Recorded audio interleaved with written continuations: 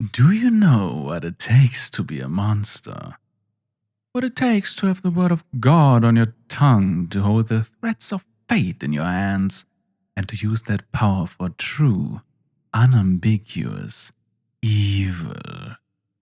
Not because of some twisted sense of philosophy, nor a misguided political view, nor even the simple point of seeing it as a useful tool, but to do so because you want to. Nothing more, nothing less.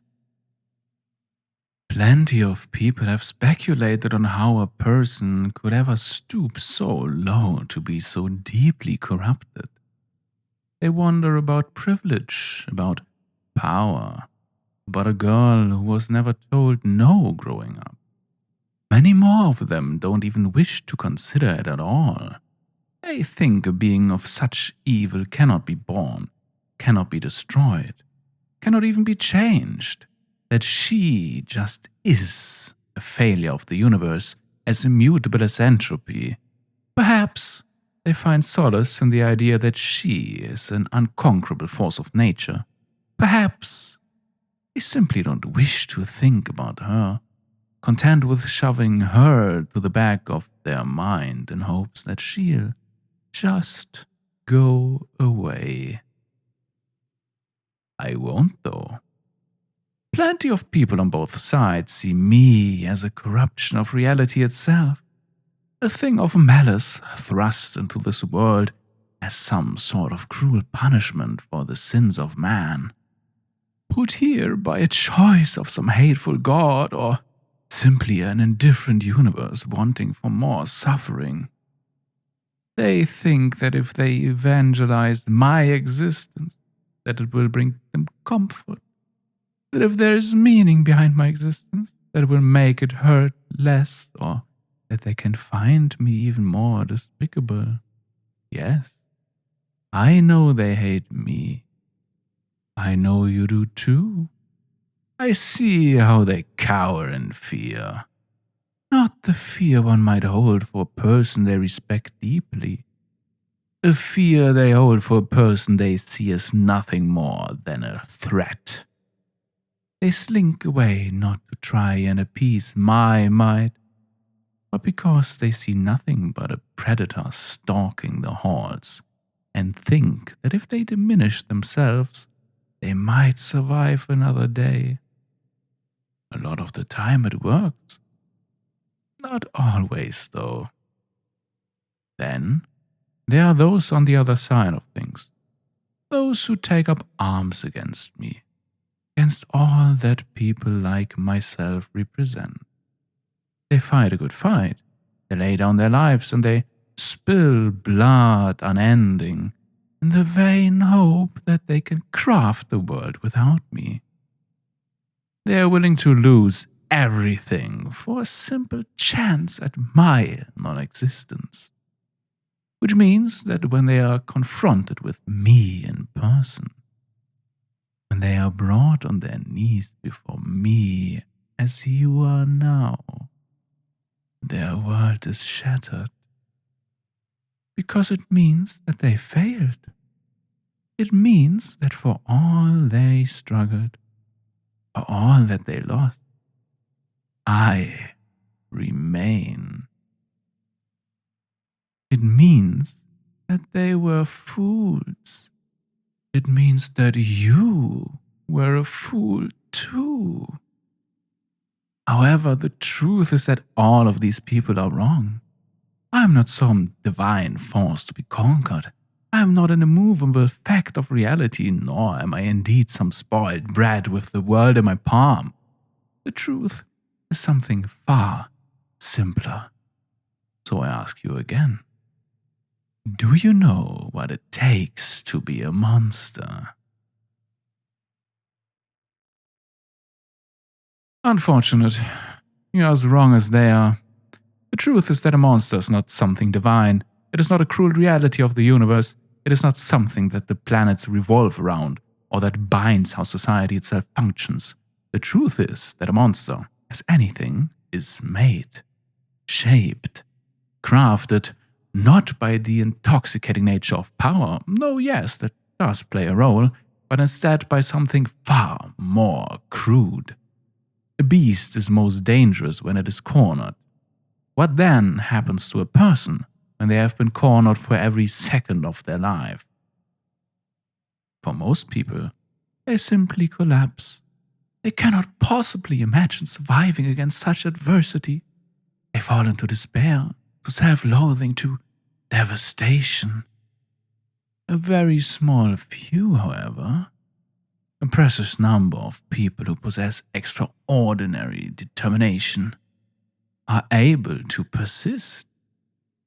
Since those who are so lucky to survive have been nothing but cornered, been nothing but beaten and tormented and destroyed for every last second that they can remember, they become dangerous.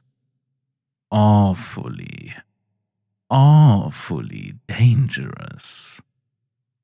When you leave this room, you will be brought down to the barracks, as you have been plenty of times before.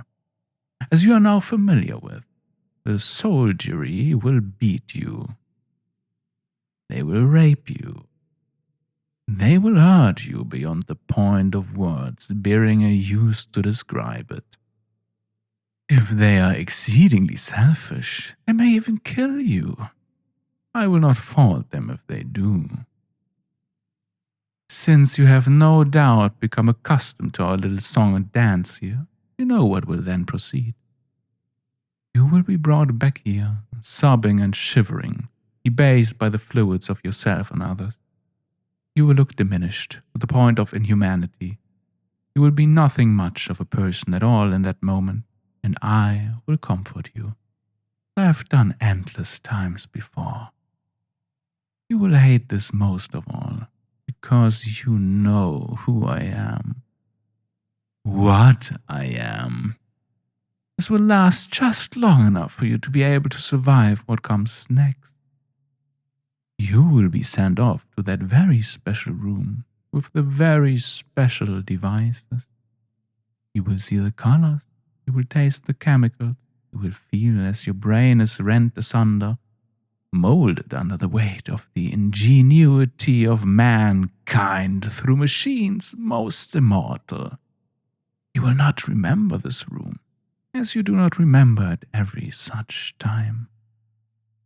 It will happen all the same. You will remember even less by the time that you leave.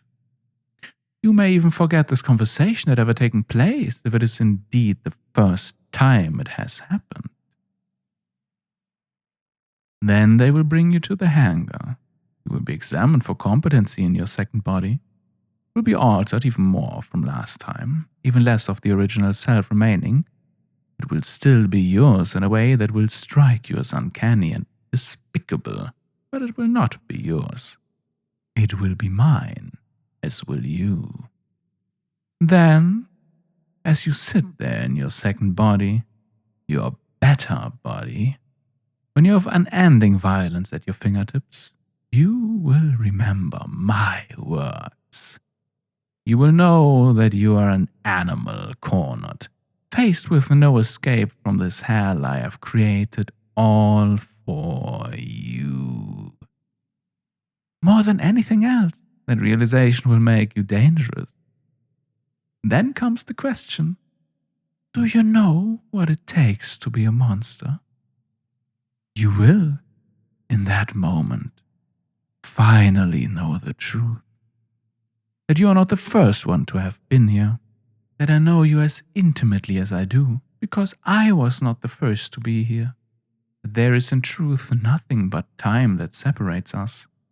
That every pain inflicted upon you is not a cruelty, or even of random indifference. That I am doing this as an artist, that I am molding you. I am crafting you into something better, just as I had done to me, and that with time you will become as I am. This will disturb you most of all, but you will know it to be true, because when you are at the bottom of it all, when hell encircles you on all sides, when there is no possible way to sink further into despair, and any avenue upwards gains the allure of a black hole. The divine, life-giving radiance of a sun, the intoxicating madness of love. Nothing you can do will allow you to escape its grasp. You will be as I am. And you will be beautiful. And you will be dangerous. And you will be a monster. And I will love you for it.